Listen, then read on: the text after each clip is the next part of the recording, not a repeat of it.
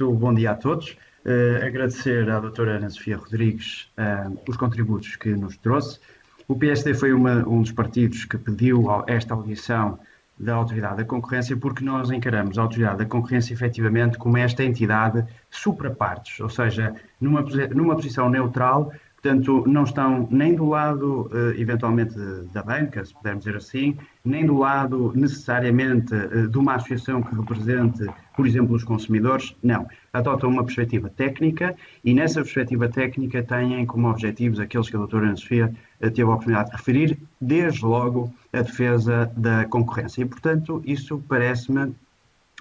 um ponto muito relevante quando nós estamos a ouvir hoje a Autoridade da Concorrência. E o parecer que a Autoridade emite é um parecer que, do nosso ponto de vista, é um parecer sensato e que chama a atenção para algo que o PSD, desde o início em que estas audições se iniciaram,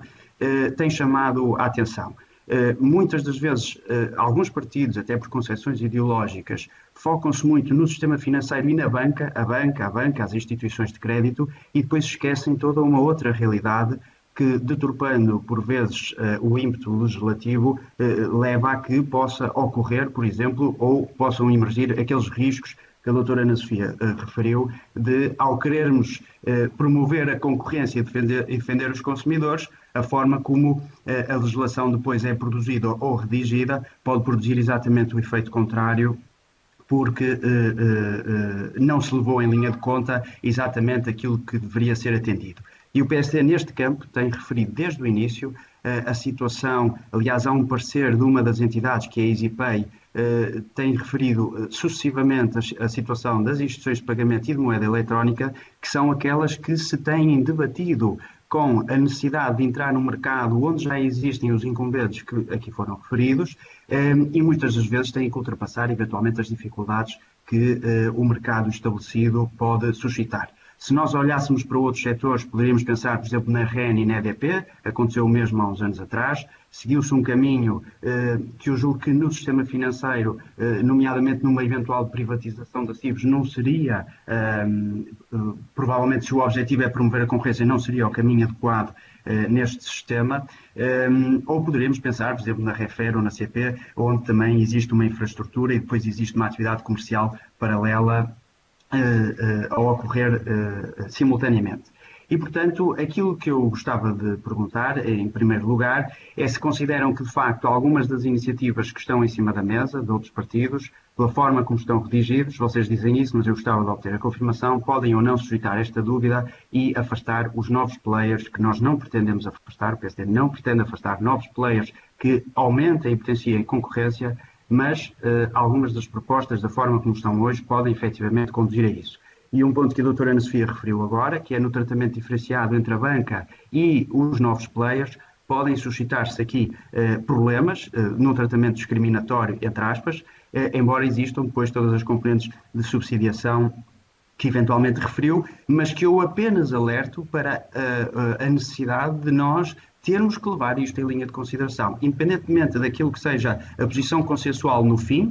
em sede do Parlamento, nós temos que olhar todos os fatores e de forma neutra. Nós não devemos tomar a posição de uma parte ou de outra parte, devemos exatamente tomar a posição neutra que garanta que no fim do dia conseguimos promover a concorrência e defender os consumidores. Eu acho que esse é um aspecto muito importante.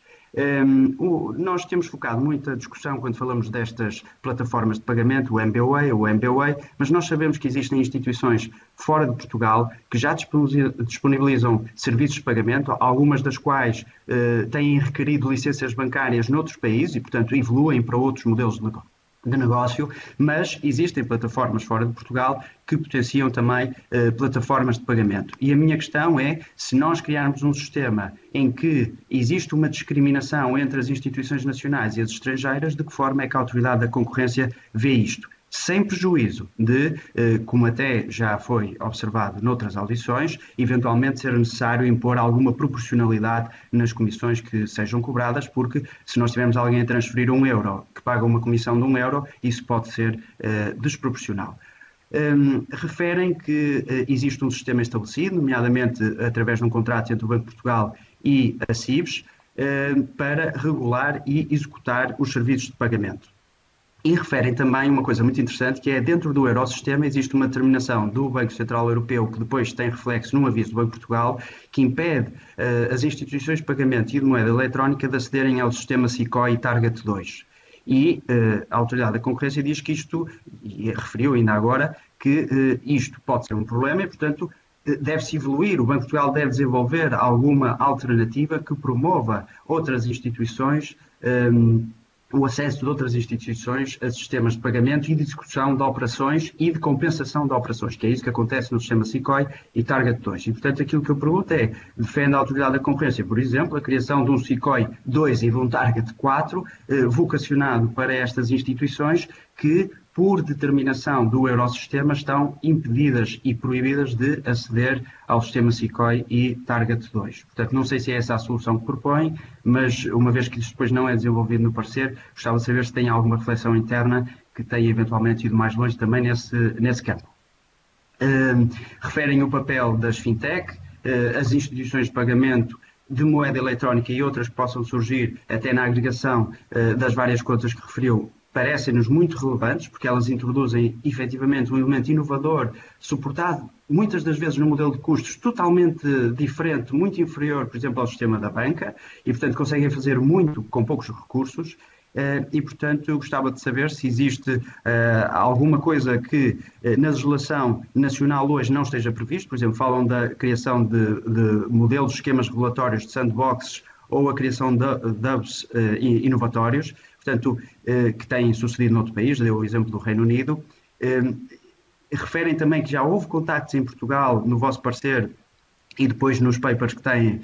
para desenvolver algumas destas coisas. Eu gostava de perceber se há efetivamente algum avanço ou não e se a Assembleia da República pode fazer alguma coisa neste campo, no sentido de promover um enquadramento legal ou regulatório que dê poderes, por exemplo, ao Banco de Portugal para criar estes instrumentos inovadores que sirvam de ninho, digamos assim, destas fintechs que trazem então a concorrência e eventualmente a redução de custos para o consumidor no mercado. Referem também a questão da mobilidade do cliente bancário, é um outro ponto, e propõem inclusivamente uma alteração ou um determinado artigo da legislação em vigor, mas não ficou suficientemente claro, ou pelo menos eu não percebi no parecer, e eu gostava que pudessem desenvolver um bocadinho isto. Portanto, o que é dito é que, por exemplo, o banco que empresta o dinheiro pode autorizar que o cliente, por exemplo, veja a sua prestação ser debitada noutro banco. Foi isto que eu percebi. Não sei se é exatamente isto que escreveram. Eu gostava de perceber melhor como é que isto potencia a mobilidade dos clientes bancários, na medida em que, se ele estiver dependente de uma autorização do banco onde fez o crédito, eventualmente esse banco pode não conceder essa autorização. Portanto, eu não sei se percebi bem esta questão, gostava que pudessem desenvolver um bocadinho isso. E referem o papel dos intermediários de crédito, se pudesse desenvolver também que papel é que eles podem ter. Eles hoje têm a regulação própria, estão registados no Banco de Portugal, estão abrangidos pelo esquema sancionatório que antes não existia. Eu recordo que a quantidade de burlas e de fraudes que existiam neste mercado era muito grande, na medida em que haviam operadores, alegados operadores, a operar que na verdade não o eram, e portanto houve a necessidade de regular isto e de registar efetivamente aqueles intermediários que, estando ao abrigo de normas do sistema,